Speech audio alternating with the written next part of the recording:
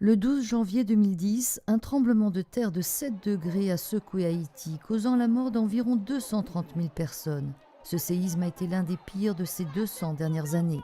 L'épicentre, localisé à 26 km de Port-au-Prince, où se trouve concentré 40% de la population, a dévasté la capitale. Et les infrastructures, déjà précaires, ainsi que le gouvernement haïtien, déjà fragile, sont totalement paralysées. D'après les calculs de l'ONU, le séisme a touché plus de 3 millions de personnes dans tout le pays. Communications, routes et services sanitaires sont toujours endommagés. L'accès aux aliments et à l'eau potable, très difficile. Le charbon est l'unique combustible accessible aux 80% d'Haïtiens qui vivent sous le seuil de la pauvreté.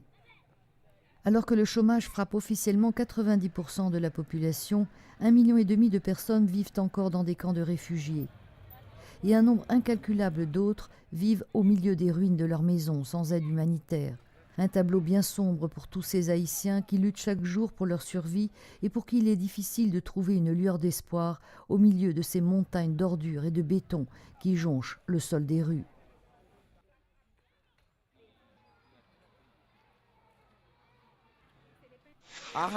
Je ne sais pas pourquoi je vis, je ne peux pas comprendre ma vie.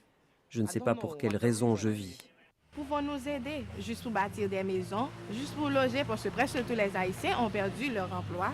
Là, on ne peut rien faire. Et aussi, même quand nous avons de l'argent, mais on ne peut trouver de l'endroit pour payer le loyer. Lors de notre voyage en Haïti, ces 2 dernières semaines, nous aurions pu facilement nous laisser aller au désespoir, car nous avons vu tant de souffrances, surtout à cause du tremblement de terre de janvier dernier.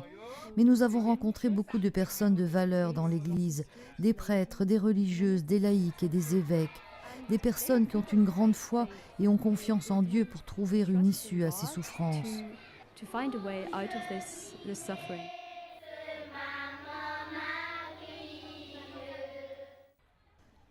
L'Église catholique a souffert la perte de Monseigneur Serge Miotte, l'archevêque, et celle d'un nombre important de prêtres, de religieuses et d'au moins 30 séminaristes. Plus de 70% de ces édifices ont été détruits. Mais l'Église se donne tous les moyens pour reconstruire et pour redonner espoir autour d'elle.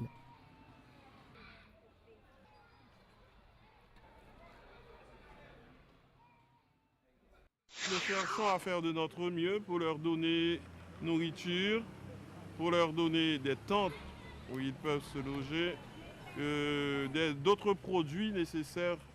L'Église veut rester proche des gens.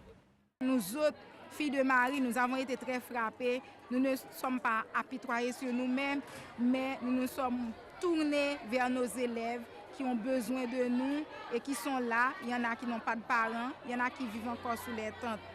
Ici à l'école, nous souhaitons reconstruire l'école.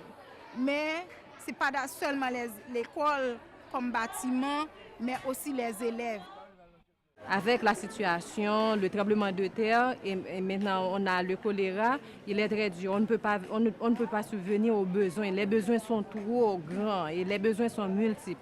Quand une personne est venue auprès de vous pour vous demander de l'assistance et que vous ne pouvez pas répondre, ça fait mal. Au sein de cette population avoisinant la congrégation, c'est tout du monde pauvre qui viennent de partout, qui n'ont rien du tout, qui vivent en taudis et qui attendent tout parfois de la congrégation. Notre espérance, comme catholique, comme Église, nous ne pouvons pas la perdre. Mais ce qui fortifie notre espérance, c'est l'espérance du peuple. Les gens auxquels nous nous adressons, eux ont l'espérance, ils ont l'espoir que ça va changer, qu'ils vont recevoir de l'aide. Et ils tournent leur regard vers l'Église.